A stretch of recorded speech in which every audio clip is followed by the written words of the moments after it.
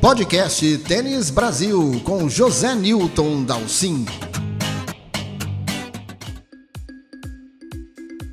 O mundo do tênis está boquiaberto, fascinado, radiante com esse novo garoto, Carlos Alcaraz. O espanhol, que vai completar 19 anos daqui a pouquinho, conquistou mais um grande título na sua carreira, foi campeão em Barcelona nesse final de semana, torneio em que encontrou dificuldades ao longo do caminho, não jogou bem a primeira rodada, quase perdeu a semifinal para Alex de Minaur, que nem é, na verdade, um grande jogador de saibro, não é um especialista no piso. Depois, na final, superou com grande facilidade Pablo Carreño, que hoje é uma das pessoas que treina junto com ele lá na academia do Juan Carlos Ferrero. Mas o podcast da semana resolveu falar um pouquinho de quem é Carlos Alcaraz. O que ele fez no começo da sua carreira, de onde ele surgiu, quais foram as suas influências, para a gente tentar aí passar um perfil desse jogador que já chega ao top 10 do ranking, é o número 9 do mundo nesta segunda-feira, e portanto aí com toda a temporada de saibro pela frente pode aprontar muita coisa ainda.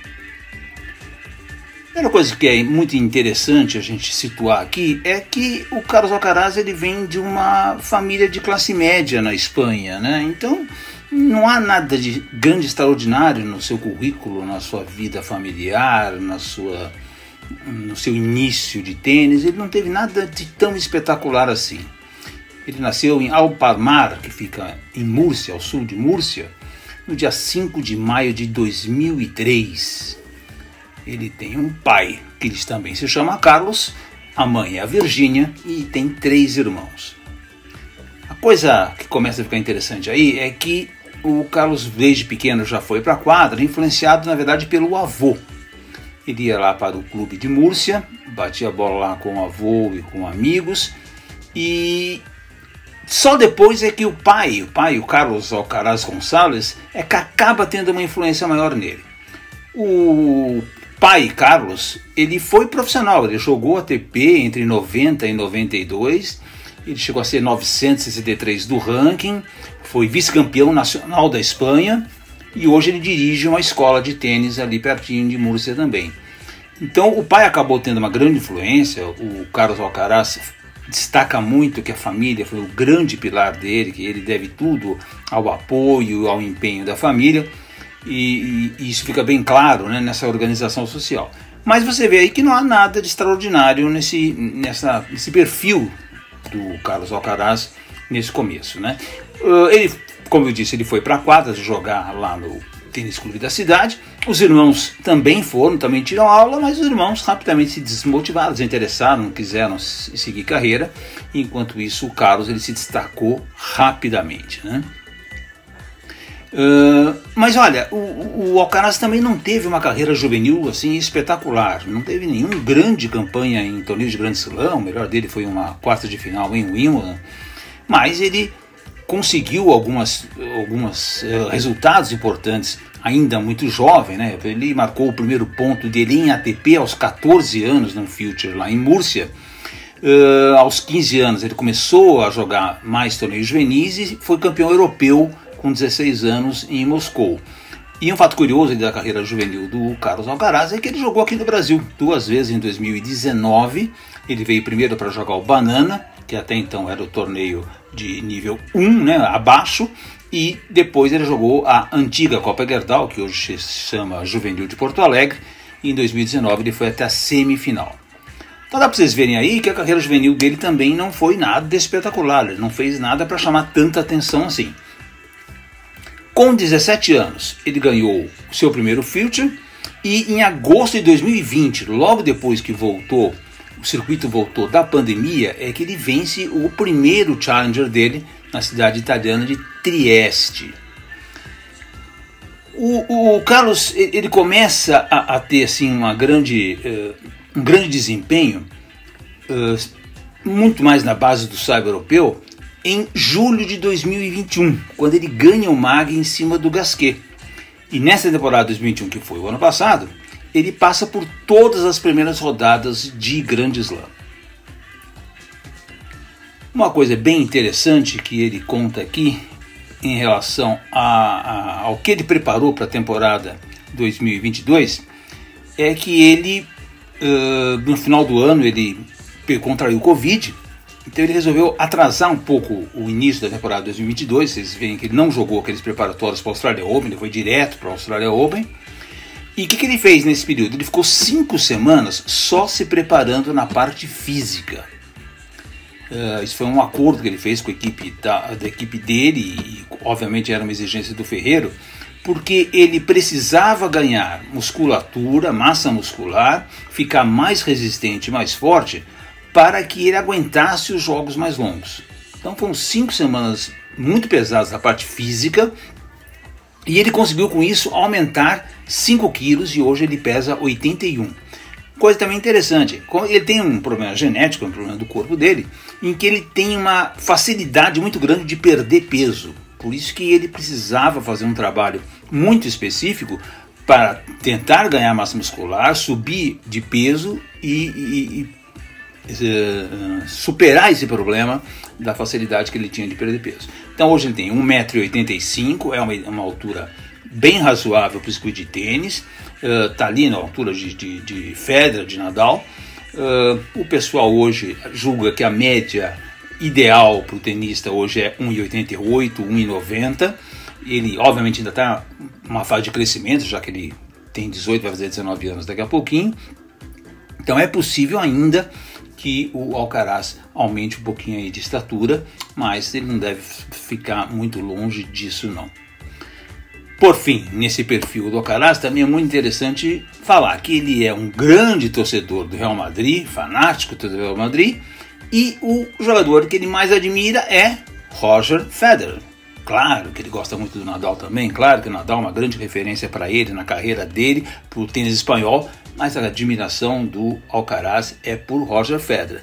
Não por acaso, ele diz que o grande sonho da carreira dele é ganhar o Wimbledon, é ter sucesso na grama. Ele diz que adora a quadra de grama. Claro que todas essas façanhas, esses números, esses resultados do Carlos Alcaraz acabam obrigatoriamente fazendo comparações com o Rafael Nadal, né? Não só o fato dele ser espanhol, mas também pela precocidade em que ele está obtendo esses resultados tão espetaculares, né? E olha, e não é só no seu grupo de WhatsApp, no fórum que você participa, ou lá no Tênis Brasil que isso acontece. Na Espanha isso é uma loucura, você encontra milhares de discussões a respeito disso, tem até site só para falar sobre essa comparação, esse debate sobre a comparação entre Alcaraz e Nadal, quem é o mais jovem, quem conseguiu mais façanhas com X idade, com X momento de temporada. Então isso acontece muito lá também. Acho que vale aqui a gente recordar um pouquinho dessas façanhas aí que o Alcaraz já obteve, né? Algumas delas já superando o próprio Nadal, né? O ano passado, de 2021, por exemplo, ele terminou a temporada dele com 32 vitórias e ele superou uma marca que era o recorde do Nadal, que era de 30 para jogadores com aquela idade, com menor de 19 anos, né? Então foi uma façanha já grande dele, que ele começou a mostrar ali que ele poderia competir com o Nadal numa série de façanhas precoces, né? No título dele no ATP 250 lá de Melbourne, em que ele ganhou do Davi Goffin na final, ele também se tornou o tenista mais jovem a derrotar um jogador de nível top 15. No caso ali o recorde era do Richard Gasquet, e o Alcaraz superou ao ganhar do Goffin na final, como eu falei. Ele também se tornou, no ano passado, 2021, o tenista mais jovem na história a atingir as quartas de final de um grande slam. A gente chegou na quinta rodada, quartas de final do US Open em 2021. Aqui, em fevereiro do ano passado, fevereiro passado, não do ano passado, mas fevereiro passado, o Alcaraz se tornou o jogador mais jovem a vencer um ATP 500 no Saibro aqui do Rio de Janeiro. Aí começam aquelas inevitáveis comparações com o Nadal, né? Quando ele ganhou Miami, que é o primeiro troféu de Masters 1000 do Alcaraz, já lembrou-se que o Nadal fez o mesmo em Monte Carlo, também com 18 anos, só com uma diferença aí de 15 dias, né, quando o Nadal ganhou em 2005 lá em Monte Carlo, né, o primeiro grande troféu do Nadal. E logo agora, né, ao ganhar Barcelona, que o Alcaraz vira top 10, isso também aconteceu com o Nadal. O Nadal também chegou ao top 10 do ranking, exatamente na 10ª posição, ao ganhar o torneio de Barcelona de 2005. O Alcaraz, já até com a semifinal, ele já tinha garantido o top 10, mas ao vencer o torneio ele ainda fez melhor, ele chegou ao número 9 do ranking, que é a classificação dele desta segunda-feira. Eu fiz também uma análise aqui em relação à idade, né? Antes de completar 19 anos, o Nadal ele tinha 6 títulos, sendo que 2 deles eram de Masters 1000, né? Títulos grandes.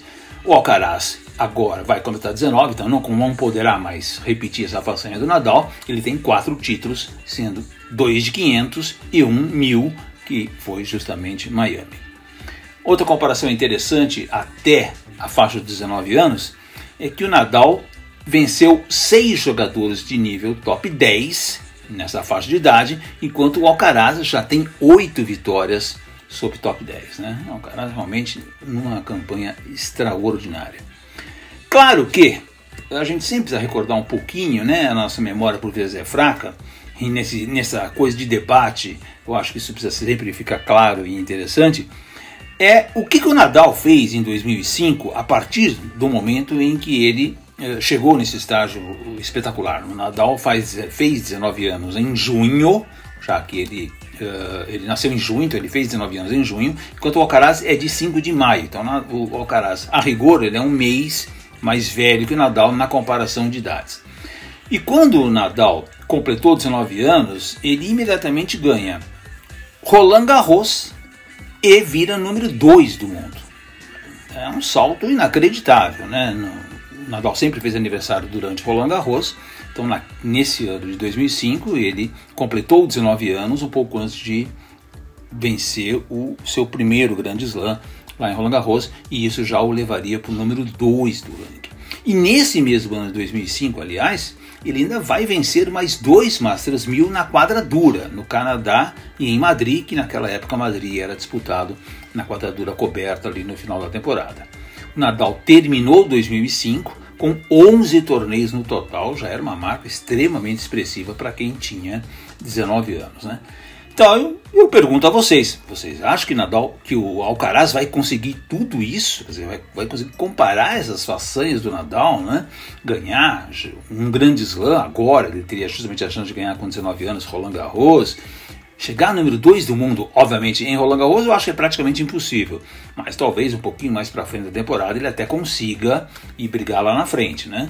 Mas ele teria que ganhar ainda mais 2 Masters 1000 em nível de quadradura, né? Ele gosta muito da quadradura, ele joga aliás muito bem na quadradura, tem pisos velozes, bons para ele, como Cincinnati, a gente não sabe ainda se Xangai vai acontecer ou não, mas Xangai também é um piso bastante rápido, e tem algumas quadraduras um pouco mais lentas, que é o caso de Paris e do Canadá.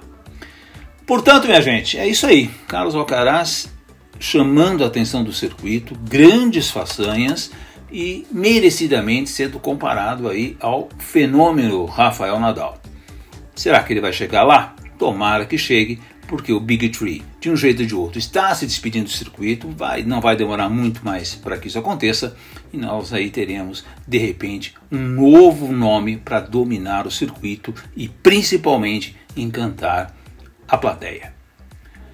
Podcast Tênis Brasil da semana fica por aqui, aguardo vocês para a próxima edição. Grande abraço a todos.